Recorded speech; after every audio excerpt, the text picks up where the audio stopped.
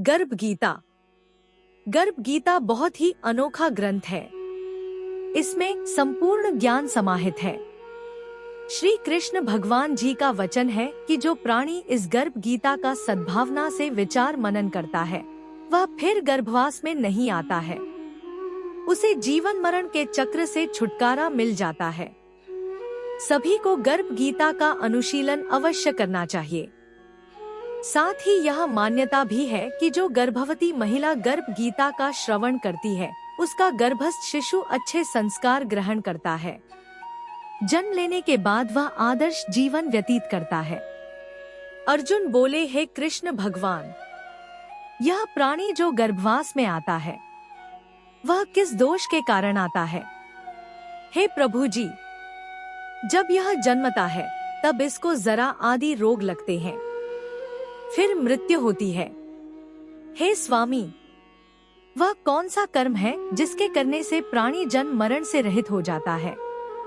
श्री भगवान बोले, हे अर्जुन, यह मनुष्य जो है सो अंधा व मूर्ख है जो संसार के साथ प्रीति करता है। यह पदार्थ मैंने पाया है और वह मैं पाऊंगा, ऐसी चिंता इस प्राणी के मन से उतरती नहीं। 8 पहर माया को ही मांगता है। इन बातों को करके बार बार जन्मता और मरता है। वह गर्भ विषय दुख पाता रहता है। अर्जुन बोले, हे श्री कृष्ण भगवान, यह मन मद मस्त हाथी की भांति है, तृष्णा इसकी शक्ति है। यह मन तो 5 इंद्रियों के वश में है। काम, क्रोध, लोभ, मोह और अहंकार, इन 5 में अहंकार बहुत बली है। सो कौन यल है जिससे मन वश में हो जाए?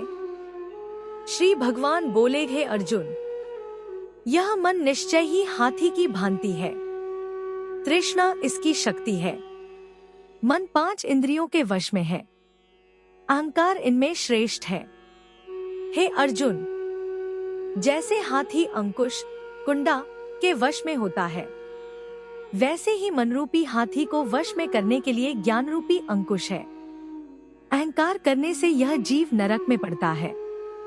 अर्जुन बोले, हे भगवान, जो एक तुम्हारे नाम के लिए वन खंडों में फिरते हैं, एक वैरागी हुए हैं, एक धर्म करते हैं, इनको कैसे जाने?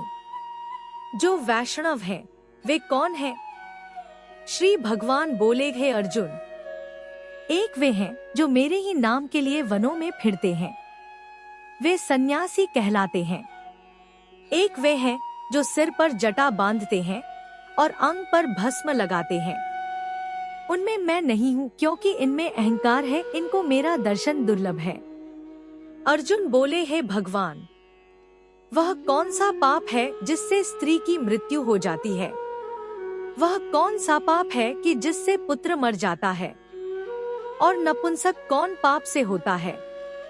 श्री भगवान बोले, हे अर्जुन, जो किसी से कर्ज लेता है और देता नहीं, इस पाप से उसकी औरत मरती है, और जो किसी की अमानत रखी हुई वस्तु पचा लेता है उसके पुत्र मर जाते हैं। जो किसी का कार्य किसी के गोचर आए पड़े और वह जबानी कहे कि मैं तेरा कार्य सबसे पहले कर दूंगा, डॉट पर समय आने पर उसका कार्य न करे, इस पाप से नपुंसक होता है। ये बड़े पाप है। अर्जुन बोले, हे भगवान, कौन पाप से मनुष्य सदैव रोगी रहता है? किस पाप से गधे का जन्म पाता है? स्त्री का जन्म तथा टट्टू का जन्म क्यों कर पाता है? और बिल्ली का जन्म किस पाप से होता है? श्री भगवान बोले, हे अर्जुन, जो भी मनुष्य कन्यादान करते हैं और इस दान में मूल्य लेते हैं, वे दोषी हैं, वे मनुष्य सदा रोगी रहते हैं। जो विषय विकार के वास्ते मदिरा पान करते हैं, वे टट्टू का जन्म पाते हैं। और जो झूठी गवाही भरते हैं, वे औरत का जन्म पाते हैं। जो औरतें रसोई बना के पहले आप भोजन कर लेती हैं और पीछे परमेश्वर को अर्घ्यदान करती हैं, तो वे बिल्ली का जन्म पाती हैं। और जो मनुष्य अपनी झूठी वस्तु दान करते हैं, वे औरत का जन्म पाते हैं। वह गुलाम औरतें होती हैं। अर्जुन बोले, हे भगवान, कई मनुष्यों को आपने सुवर्ण दिया है, सो उन्होंने कौन सा पुण्य किया है? और कई मनुष्यों को आपने हाथी, घोड़ा, रथ दिए हैं, उन्होंने कौन सा पुण्य किया है? श्री भगवान बोले, हे अर्जुन, जिन्होंने स्वर्ण दान किया है उनको घोड़े वाहन मिलते हैं। जो परमेश्वर के निमित्त कन्यादान करते हैं सो पुरुष का जन्म पाते हैं।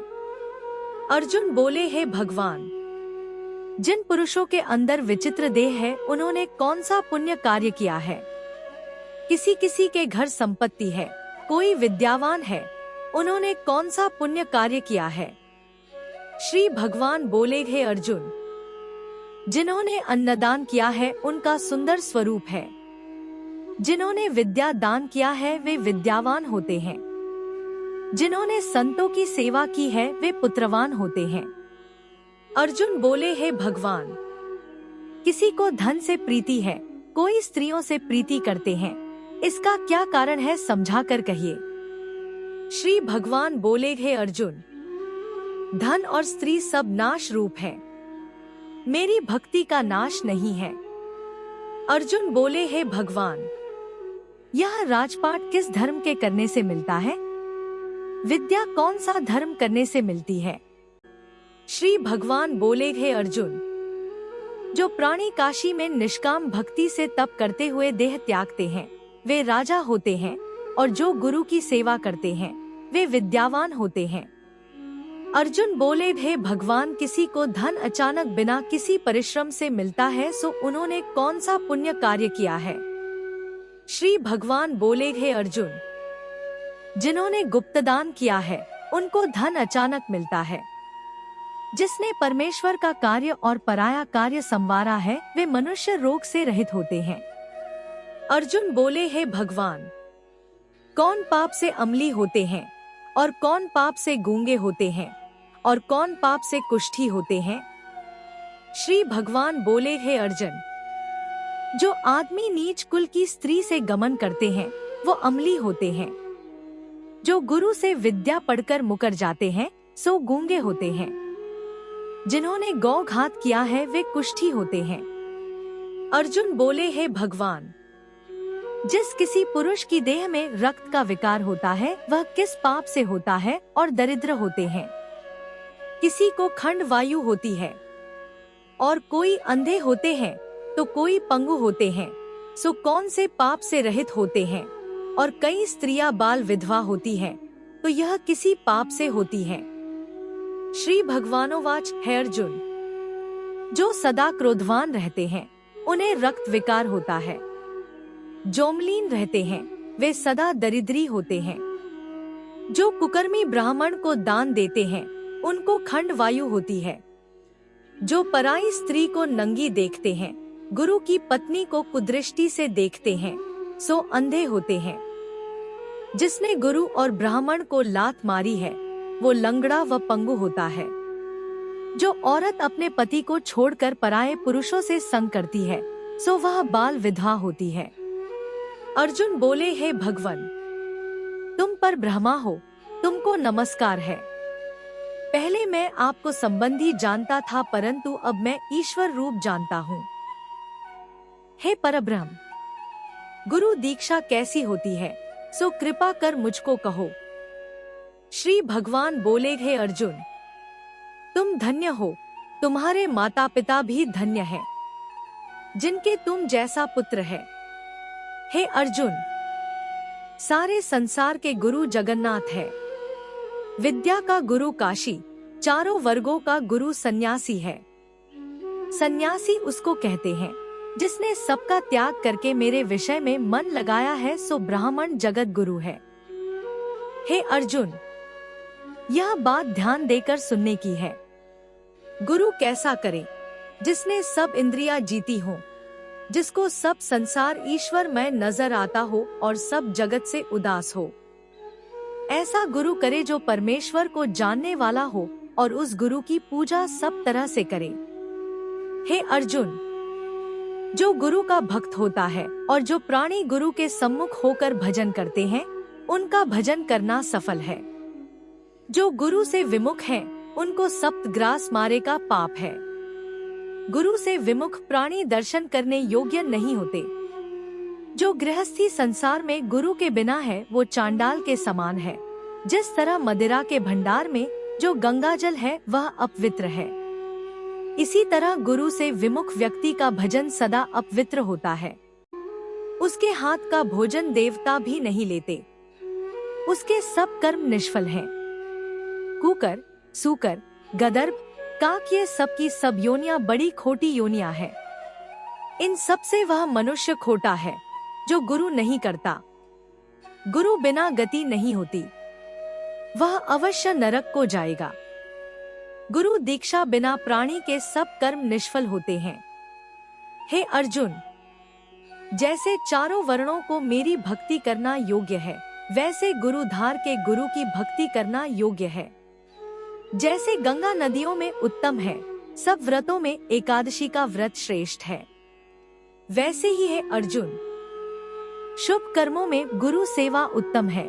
गुरु दीक्षा बिना प्राणी पशु योनि पाता है। जो धर्म भी करता है सो पशु योनि में फल भोगता है। वह 84 योनियों में भ्रमण करता रहता है। अर्जुन बोले, हे श्री कृष्ण जी भगवान, गुरु दीक्षा क्या होती है? श्री भगवान बोले, हे अर्जुन, धन्य जन्म है उसका जिसने यह प्रश्न किया है। तू धन्य है। गुरु दीक्षा के 2 अक्षर हैं, हरि। इन अक्षरों को गुरु कहता है। यह चारों वर्णों को अपनाना श्रेष्ठ है। हे अर्जुन, जो गुरु की सेवा करता है उस पर मेरी प्रसन्नता है। वह 84 योनियों से छूट जाएगा, जन्म मरण से रहित हो नरक नहीं भोगता। जो प्राणी गुरु की सेवा नहीं करता वह 3.5 करोड़ वर्ष तक नरक भोगता है। जो गुरु की सेवा करता है उसको कई अश्वमेघ यज्ञ के पुण्य का फल मिलता है। गुरु की सेवा मेरी सेवा है। हे अर्जुन, हमारे तुम्हारे संवाद को जो प्राणी पढ़ेंगे और सुनेंगे वो गर्भ के दुहक से बचेंगे, उनकी 84 योनियां कट जाएगी। इसी कारण इस पाठ का नाम गर्भ गीता ज्ञान है। श्री कृष्ण भगवान जी के मुख से अर्जुन ने श्रवण किया है। गुरु दीक्षा लेना उत्तम कर्म है। उसका फल यह है कि नरक की 84 योनियों से जीव बचा रहता है। भगवान बहुत प्रसन्न होते हैं।